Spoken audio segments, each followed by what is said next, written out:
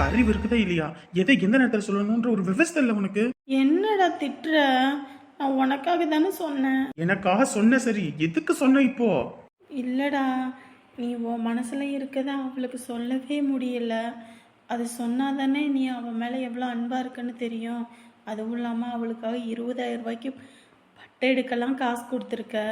அது தாண்டா மனசு கேட்காம சொல்லிட்டேன். கொஞ்சம் கூட நீ எல்லாம் ஒரு பிள்ளைக்கு அம்மான்றதே நான் எப்படி சொல்றதுன்னு தெரியல. இனிமே நான் எப்படிதான் உமா முகத்துல முழிக்க முடியும்? அவ என்னை பத்தி என்ன நினைப்பா? அதுவும் இல்லாம கல்யாண பேச்சு ஆரம்பிச்சு அந்த மாப்பிள்ளையும் நல்லவங்களா தெரியுறாங்க. அப்படி இருக்கும்போது நீ இதை இப்படி சொன்னீன்னா அவ என்ன நினைப்பா? மறுபடியும் என்கிட்ட முகம் கொடுத்து கூட பேச மாட்டா. இல்லைடா, நான் வேணும்னு சொல்லலடா. இந்த மாதிரின்னு தான். இது கடைசி வரைக்கும் தெரியாம போயிடும்ல, அவளுக்கும் தெரியணுமேன்னு தான்டா சொல்லிட்டேன். அதுவும் நான் லூசுடா, ஏதோ பேச போய் அப்படி சொல்லிட்டேன். ஷோ, ஏ லூசு, உன்னை நான் என்ன பண்றதுனே தெரியல. இப்ப அவன் நம்மளை பத்தி என்ன நினைப்பா? இதுக்கு நீயும் கூட்டு கலவானியான்னு நினைக்க மாட்டானா? சரி விடுடா, அவ என்ன உன்னை கட்டிக்கவா போறா? சொல்றதுக்கு சொல்லிட்டேன். இனி நடக்க போறது அவங்க பார்த்து வச்சிருக்க மாப்பிள்ளையோட தான் கல்யாணம். அப்புறம் என்னடா? ஏய், ஒரு தடவை ஒரு கண்ணாடி உடஞ்சிருச்சுன்னு வையே, மறுபடியும் அந்த கண்ணாடி எடுத்து ஒட்ட வைக்க முடியாது. என்னதான் நம்ம முயற்சி பண்ணி கம்மா போட்டு ஓட்டினாலும் சரி, ஏதோ பண்ணி ஓட்டினாலும் சரி, இருக்க அதனோட விரிசல் பெருசாக தான் போகுமே தவிர அது என்னைக்கும் இணையாது. அந்த மாதிரி தான் உமாவும் நானும். இத்தனை நாள் வரைக்கும் அவளை ஒரு பார்க்கும்போது அவள் என்னை பார்த்து சிரிச்சா அது போதும் என் வாழ்க்கைக்குன்னு இருந்தேன். இப்போ நீ இதை சொல்லி அவள் என்னை மொத்தமாக வெறுக்க போறா. கொஞ்சமாவது உனக்கு அறிவில்லை. அதுவும் இல்லாமல் அவங்க குடும்பத்தோட சூழ்நிலை என்னன்னு நமக்கே தெரியும். தெரிஞ்சுட்டு நீ இதை போய் சொல்லலாமா? மன்னிச்சிருடா. மன்னிச்சிருன்னு சொல்லாத. எனக்கு அப்படியே கோவம் ஆத்திரமா வருது கோகிலா. சாரி. சாரி பூரின்னு போங்கிட்டு. இல்லடா, நீயும் என் நண்பன், அவளும் என் ஃப்ரெண்டு, 2 பேரும் சேர்ந்தா நல்லா இருக்கும்னு தோணுச்சு. ஆனா இப்படி ஏதோ ஆயிடுச்சு. ஐயோ சாமி, நீ தயவு செஞ்சு எதுவும் பேசாத சரியா? எதை எப்போ சொன்னா அதை அப்போ சொல்லாம உன் இஷ்டத்துக்கு சொல்லி வச்சுட்டு இப்போ பாரு எப்படின்னு. நேரம் நான் என்ன பண்றதுன்னு தெரியல. இப்போ அந்த 20,000 சேலையை வாங்கி கொடுத்தது கூட நான் ஏதோ தப்பான நோக்கத்தில் வாங்கி கொடுத்துருக்கேன்னு அவன் நினைக்க மாட்டாளா? நீங்க உன்னை வச்சுட்டு. மன்னிச்சிருடா. மன்னிச்சிருன்னு கேட்காத, போங்கிட்டு. சரி, உங்க அம்மா 20,000 காசு கேட்டிருப்பாங்களே, என்ன சொன்ன? அவங்க கேட்டாங்க தான், நான் இன்ன வரைக்கும் எதுவும் சொல்லலை. இப்போ என்னடா பண்ணுவ? பார்த்துக்கலாம் என்ன நடக்குதுன்னு. அப்படி எதுவும் கேட்டாங்கன்னா உங்ககிட்ட தான் வந்து கேட்பேன். 20,000 எடுத்து வை. அடப்பாவி, போற போக்கில் இவனுக்கு நல்லது செய்வோன்னு பார்த்தா இவன் எனக்கு கெட்டது செஞ்சுட்டு போறானே. இப்போ 20,000 கேட்டா நான் எங்க போறது? நான் என்னதான் பாவம் பண்ணேனே தெரியல. என் அம்மா என்னைக்குமே என்னை புரிஞ்சுக்கவே மாட்டாங்க போல இருக்கு. அந்த மனுஷனால நான் இன்னும் என்னென்னத்தை தான் கஷ்டத்தை அனுபவிக்க போறேன்னு தெரியல. நான் ஏன் இப்படி ஏமாலியே இருக்கேன்? எனக்கு ஏன் இப்படி கோபம் தாபம்லாம் வந்து பேசவும் தெரிய மாட்டேங்குதுன்னு தெரியல. எனக்கு மற்றவங்கள மாதிரி கோபமாக பேசவும் தெரியல. நான் என்ன தான் பண்ணட்டும்? பாவம் உமாவோட கட்டிக்க போகிறவர் என்னால் தான் அவருக்கு காலெல்லாம் அடிபட்டு. நானும் இருக்கிறது ஒன்று, எங்கள் அம்மா சொல்கிற மாதிரி சாகிறதே மேலுன்னு தான் தோணுது. நான் எதுக்கு இந்த பூமிக்கு பாரமாவும் பெற்றவங்களுக்கு பாரமாவும்? அம்மா அம்மா இங்க தான் உட்கார்ந்துருக்கியா? நான் உங்களை அங்கெல்லாம் தேடினேன் தெரியுமா? இங்க என்னமா பண்ணுறேன்? ஒன்றும் பண்ணலடா, சும்மா தான் உட்காந்துருக்கேன். எதுக்குப்பா அம்மாவை தேடினேன்? அம்மா அக்கா சொன்னாங்க கல்யாணம் முடிஞ்சனையும் நம்ம குலதெய்வம் கோயிலுக்கு போக போறோமாம்மா. அங்க கெடாலாம் வெட்டுவாங்களாமாம்மா. அதுக்கு இன்னும் நாள் கிடக்குதுடா. அதுக்கு என்னப்பா? ஏம்மா அப்ப நீயும் நானும் எல்லாமே போவோமாம்மா? ஆமாண்டா, போவோம். அம்மா அங்க நிறைய பொம்மை கடையெல்லாம் இருக்குமாம்மா. நிறைய பொம்மை இருக்குமாம்மா. எனக்கு வாங்கி தரியா? வாங்கி தரேன்ப்பா. உனக்கு வாங்கி தராம வேற யாருக்கு வாங்கி தர போறேன்? எல்லாம் வாங்கி தரேன். அம்மா இனிமே நம்ம அப்பா வீட்டுக்கே போக மாட்டோமா? இனிமே அவன் உனக்கு அப்பாவே கிடையாது.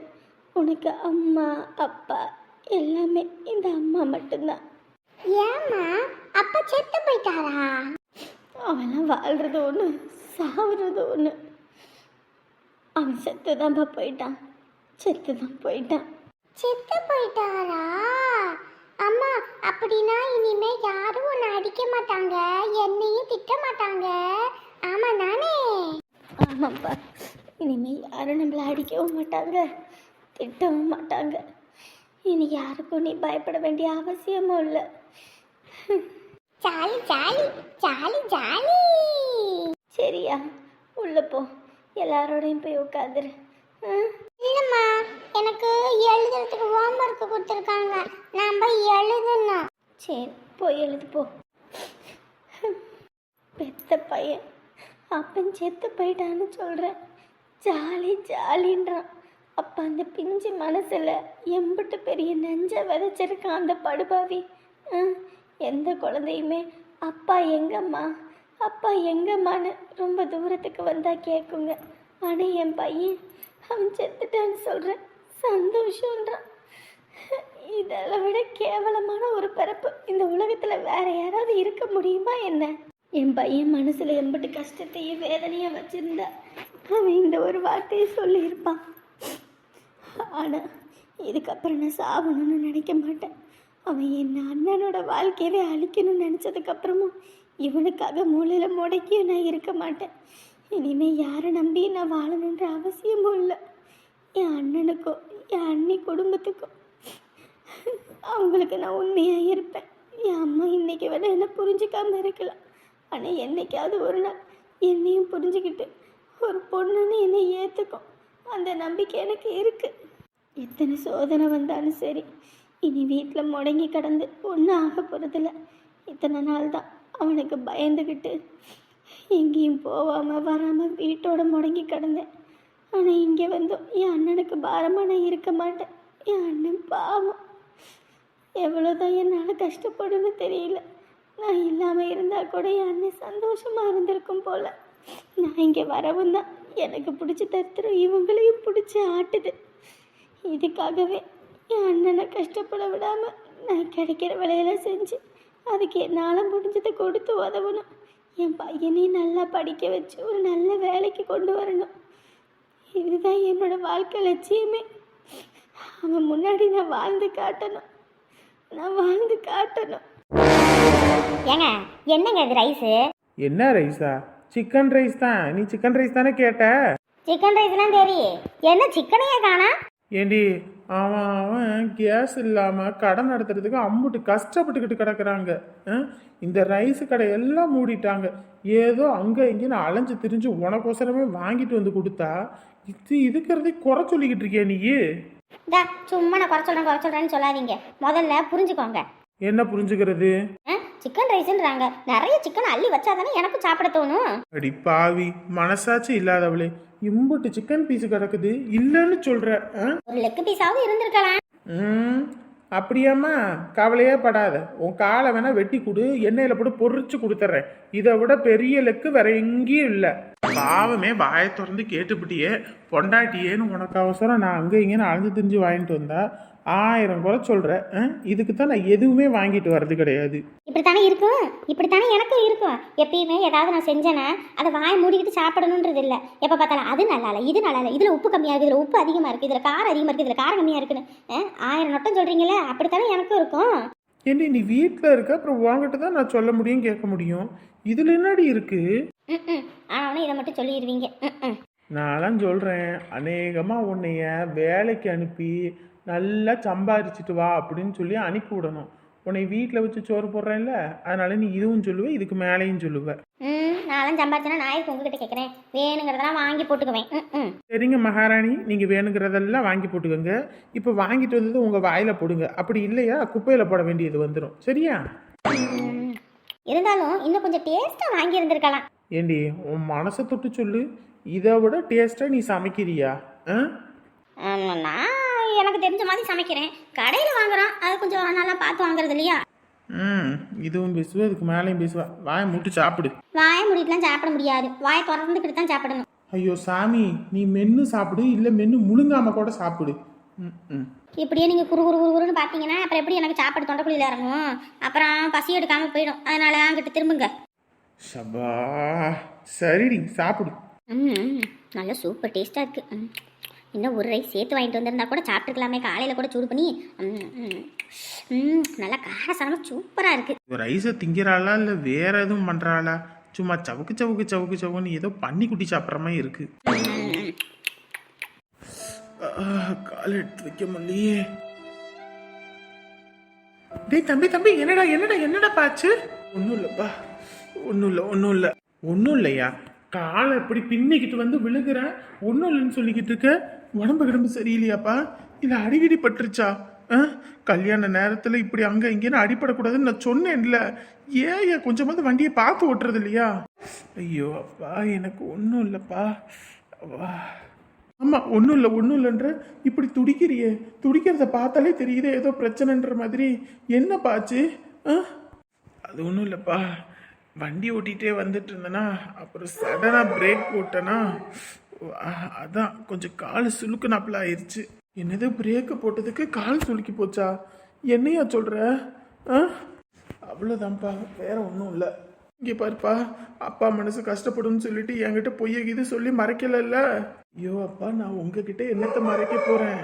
அதெல்லாம் ஒன்றும் கிடையாதுப்பா, நான் நல்லா தான் இருக்கேன். தம்பி, டேய், எனக்குன்னு இருக்கிறது நீ ஒருத்தன் தாண்டா.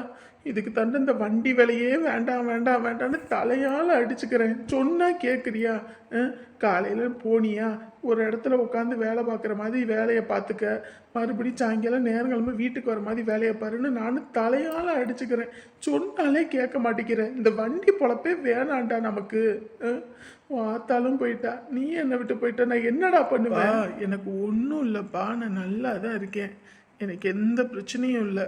இங்கே பாரு, நீ உனக்கு ஒரு கஷ்டனால இந்த அப்பனால தாங்க முடியாதுன்னு உனக்கே தெரியும். அப்படி இருந்து நீ மறைச்சிக்கிட்டு இருக்க.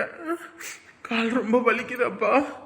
இல்லைப்பா, கால் நடந்தால் தான் அப்படியே எட்டு வைக்கும்போது அழுத்தும் போது வலிக்குது, மற்றபடி ஒரு வலியும் இல்லை. நான் பார்த்துக்கிறேன்ப்பா. ஆமாம், நீ என்னத்தை பார்த்துக்கிட்டேன்னு எனக்கு தெரியாது. ஊசி கீசி எதுவும் போட்டு வந்திருக்கலாம். அது ஒன்றும் இல்லைப்பா, சும்மாட்டா நல்லாயிரும். ஐயோ, இந்த கால் நீவர எண்ணெய் வேற வீட்டில் இருந்துச்சு, அது யார்கிட்டயோ கொடுத்தனே. ஆமாம், அந்த பிள்ளைக்கிட்ட வேற கொடுத்தேன்ல. இந்த வள்ளி பிள்ளைக்கிட்ட வாங்கிட்டு வந்துடுறேன். அது எண்ணெயை போட்டு நல்லா கால் நீ விட்டேன்னு வையி, சுளுக்கு கிளுக்கு இருந்தால் எல்லாம் பறந்து போயிடும். இந்த வந்துடுறேன். அப்பா, எனக்கு ஒன்றும் இல்லைப்பா, நான் நல்லா தான் இருக்கேன், நீங்கள் பயப்படாதீங்க. இதுக்கு தான் நான் உங்ககிட்ட எதுவுமே சொல்கிறது இல்லை. ஆமாம், எதையுமே என்கிட்ட சொல்லாமல் மூடி வச்சுக்கிட்டே தான் இருப்பேன் எப்பயுமே. அதுவும் உன்னை பற்றி நான் சொல்கிறவே மாட்டேன். மூணாவது மனுஷவங்க சொல்லி தான் எனக்கு எதுவுமே தெரியணும். வாரேன். பார்த்து வண்டியை ஓட்டுனாலும் கேட்கறது இல்லை, இந்த வண்டி பொழப்பே வேணான்னு சொன்னாலும் கேட்கறது இல்லை. நான் என்ன சொல்கிறது? பாவம் அப்பா, எனக்கு சின்ன அடிபட்டா கூட ரொம்ப பதறி போயிடுவார். அந்த மனுஷங்கிட்ட என்னை ஒருத்தர் அடிச்சிட்டான்னு சொன்னால் என்ன பண்ணுவார்? வேண்டாம், இந்த விஷயத்த நம்ம சொல்லவே கூடாது. அதுக்கப்புறம் இப்பயே இவ்வளோ பிரச்சனை வருதே, நம்ம 2 பேரும் அமைதியான ஒரு வாழ்க்கையை வாழ்ந்துக்கிட்டு இருக்கோம். இந்த மாதிரி குடும்பத்தில் பொண்ணே வேணாண்டா, நம்ம பொறுத்து இப்படி போய் பிரச்சனையில் மாட்டிக்க கூடாதுன்னு சொல்லி இந்த கல்யாணமே வேண்டான்னு சொன்னாலும் சொல்லிடுவார். அதனால் இது இப்போதைக்கு நம்ம ஆற போடுறது தான் நல்லது. அப்பா கிட்ட சொல்லக்கூடாது. சின்ன அடிப்பட்ட நமக்கே இப்படின்னா இந்த வலி வலிக்குதே. இதுவே அந்த பொண்ணு அமுதா இவ்வளோ கஷ்டப்பட்டு இருக்கு அந்த பையன்கிட்ட. ஐயோ, என்னால் நினச்சி கூட பார்க்க முடியல. எங்கள் அப்பாலாம் என் அம்மாவை தங்கமாக தாங்குவார். அவருக்கு பிள்ளையா பிறந்த நான் எனக்கு கட்டிக்க போகிற பொண்ணையும் நான் தங்கமாக தாங்கணும், எந்த வகையிலையும் கஷ்டப்படுத்திடக்கூடாதுன்னு நினைக்கிறேன். அப்படி இருக்கும்போது இப்படி இவெல்லாம் மாட்டடிக்கிற மாதிரி போட்டு அடிக்கிறானே தெரியல. கொஞ்சம் கூட மனசு உறுத்தமாக என்னன்னு கூட தெரியல. வயசு இருக்க காலத்தில் நம்ம என்ன தான் ஆட்டம் போட்டாலும் நட போட்டாலும், ஆனால் வயசான காலத்தில் நம்ம துணை மட்டும்தான் நமக்கு துணையாக வருன்றது ஏன்னா இப்போ உள்ள பயல்களுக்கு புரிய மாட்டேங்குதுன்னே தெரியல. கட்டுனவளை விடவா மற்றவங்க எல்லாரும் உங்களுக்கு பெருசாக போயிடுறாங்க. ஐயோ, அடி ஒவ்வொன்றும் அப்படி விழுகுது, சப்புன்னு அடிக்கிறான். இப்படியாப்பட்டவனோடல எப்படி தான் அந்த பொண்ணு வாழ்ந்து ஒரு பிள்ளையும் பெற்றெடுத்தாங்கன்னு தெரியல. வயசு இருக்க காலத்தில் என்னெல்லாம் நம்ம பணம் காசு 1000 சம்பாதிச்சாலும் நம்ம வயசான காலத்தில் நம்ம தோள் கொடுத்து நம்மளை பார்த்துக்க வைக்கிறதுக்கு ஒரு உறவு வேணும்னா, வயசு இருக்க காலத்தில் எவ்வளோதான் பணம் சம்பாதிக்கிறது முக்கியமாக இருந்தாலும் நமக்கு துணையாக இருக்கவங்கள பார்த்துக்க வேண்டியதும் நம்மளோட கடமை. அவங்கள பார்த்துக்கிட்டோம்னாலே போதும். வயசான காலத்தில் நமக்கு எதுவுமே பெரிய பிரச்சனையாக தெரியாது, அது கூட சொர்க்கமாக தான் தெரியும். ஒரு பொண்ணு எந்த அளவுக்கு அவன் புருஷனை வெறுத்திருந்தா கழுத்தில் கட்டியிருக்க தாலியை அறுத்து வீசுவா. சே, இந்த மாதிரி ஒரு நிலைமை யாருக்கும் வரக்கூடாது. ஐயோ, நினச்சி கூட பார்க்க முடியல. இப்படியும் ஆண்கள் இருக்காங்களான்னு தோணுது. நானும் இவ்வளோ வருஷம் வளர்ந்துருக்கேன், எங்கள் அப்பா ஒரு நாள் கூட எங்கள் அம்மாவை கை நீட்டி அடித்து நான் பார்த்தது கிடையாது. ஒரு அதட்டி ஒரு வார்த்தை பேசினது கூட கிடையாது. அப்படியேப்பட்டவங்களாம் இருக்கிற உலகத்தில் இப்படி பெண்களை போட்டு அடித்து கொடுமைப்படுத்துகிற ஆண்களும் இருக்காங்கன்னு கேள்விப்பட்டிருக்கேன். ஆனால் முதல்ல இப்போ தான் பார்க்குறேன். ச்சே, அந்த பொண்ணு வாழ்க்கை நல்லா இருக்கணும். சரி, மாப்பிள்ளை இங்கே வீட்டில் இருக்காரு. மாப்பிள்ள வாங்க மாமா, வாங்கத்த. ஏய் செல்வி எந்திரி. அட சம்மந்தி, வாங்க வாங்க வாங்கன்னு ஒரு வார்த்தை கூட சொல்லல. சொல்லினீங்கன்னா பையனை அனுப்பி விட்டுருப்பேன்ல, பஸ் ஸ்டாண்ட்ல வந்து கூட்டிட்டு வந்திருப்பான்ல. எப்படி வந்தீங்க? பஸ்ஸை விட்டு இறங்கணுன்னே இங்கே வீட்டுக்கு வர பஸ் இருந்துச்சுங்க. அதான் சரி அப்படியே அதுலேருந்து ஏறி வந்துட்டோம். ஏத்த ஒரு வார்த்தை சொல்லி இருக்கலாம்ல, நானே வந்திருப்பேன். எதுக்கு உங்களுக்கு அழைச்சல்? இதுல என்னங்க மாப்பிள்ள இருக்குது? எங்க மாப்பிள்ள ராணியை காணோம். ராணி, ராணி இங்க வர, அத்தை மாமாலாம் வந்திருக்காங்க. வா வா சீக்கிரம் வா. ஏ வாயாடி. எப்படிமா பரீட்சையெல்லாம் எப்படி எழுதியிருக்க? அதெல்லாம் சூப்பரா எழுதி இருக்கேன். ஓ, அப்ப எங்க செல்வி குட்டி மாநில அளவுல ஃபர்ஸ்ட் வந்துரும் அப்படிதானே? அம்மாயி ஆசைப்படலாம், ஆனா பேராசை தான் படக்கூடாது. ஏமா அப்படியெல்லாம் மார்க் எடுக்க மாட்டியா? அந்த அளவுக்கு எடுக்க மாட்டேன், ஏதோ ஒரு 450க்கு மேல எடுப்பேன். சரி சரி, எப்படியோ ஒண்ணு மார்க் எடுத்தா போதும், அவ்வளவுதான். அத்தை மாமா வந்திருக்காங்க, என்னதான் பண்ணிட்டு இருக்குன்னு தெரியல. ராணி, ராணி இங்க வா. அட வந்துட்டே இருங்க. இவர் யார் வந்திருக்காங்கன்னு பாரு, வா வேகமா. ஷோ, உளுந்த இப்பதான் அதுல போட்டு அரைச்சிக்கிட்டு இருக்கேன் கிரைண்டர்ல, அதுக்குள்ள கூப்பிடுவீங்க. நீங்க மட்டும்தான் சம்மந்தி வந்திருக்கீங்களா? வீட்டுல யாரும் வரலீங்களா? தம்பி எல்லாம் கூட்டிட்டு வந்திருக்கலாம்ல? இல்லைங்க சம்மந்தி, அங்கே வேலை அவங்களுக்கு. இங்கே வேற கல்யாண வேலை வேற ஊர்பட்டது இருக்கும். நம்ம என்ன 3வது மனுஷங்க மாதிரி அன்னைக்கு மட்டும் வந்துட்டு அர்ச்சனையை போட்டுட்டு போக முடியுமா? நம்ம வீட்டு விசேஷம் இல்லையா? அதான் நாங்கள் முன்னையே கிளம்பி வந்துட்டோம். நான் உங்களை நிற்க வச்சே பேசிக்கிட்டு இருக்கேன் பாருங்க. உட்காருங்க உட்காருங்க. புள்ள இந்த நாளைக்கு இட்லி ஊற்றுவோம் அப்படின்னு சொன்னேன். அதான் அரிசி ஊற வச்சிருந்தா, அதான் உளுந்த கிரைண்டரில் போட்டிருக்கு. புள்ள தப்ப வந்துடுவா. ஊர்லலாம் மழைங்களா வெயிலா? சரியான வெயிலுங்க சம்மந்தி, வெயில் தாங்க முடியல எங்களுக்கு. அப்படியா? இங்கேயும் வெயில் தான் சம்மந்தி. ஏதோ முந்தா நேற்று தான் நல்லா காற்று மழை நல்லா அடித்து கொஞ்சம் ஓயவும் கொஞ்சம் குளிர்ச்சியாக இருந்துச்சு. இல்லைன்னு வைங்க, வீட்டுக்குள்ளெல்லாம் இருக்க முடியல. பார்த்துக்கோங்க, வெக்கையான வெக்கை. ஊட்டிலன்னா நல்லா குளிர்ச்சியா நல்லா குளுன்னு இருக்குன்னு பேரு. இப்போ எங்களாலுமே அங்க வெயில் தாங்க முடியலங்க சம்மந்தி, சரியான வெயிலுங்க. அது சரி, நாங்கள் மாப்பிள்ளை அங்கே கடையில் வேலை பார்த்துட்டு இருப்பாரு. சரி அப்படியே மாப்பிள்ளையை அங்கே போய் பார்ப்போன்னு பார்த்தோம். அதுக்கப்புறம் எனக்கு இவர் சொல்லிக்கிட்டு இருந்தார் மாப்பிள்ளையை அங்கே போய் பார்த்துட்டு போவோம் அப்படின்னு. நான் தான் சொன்னேன், காலெல்லாம் வீங்கி போச்சு, எங்கே அங்கே போகிறது, நேராக வீட்டுக்கு போயிடுவோன்னு. கடைசியில் பார்த்தா மாப்பிள்ளை இங்கே இருக்காரு. அங்கே போயிருந்தாலும் சும்மா தான் திரும்பி வந்திருக்கணும். அப்படிங்களா சம்மந்தி? சரி விடுங்க, அங்கே போகாமல் இருக்கிறது நல்லது தான்.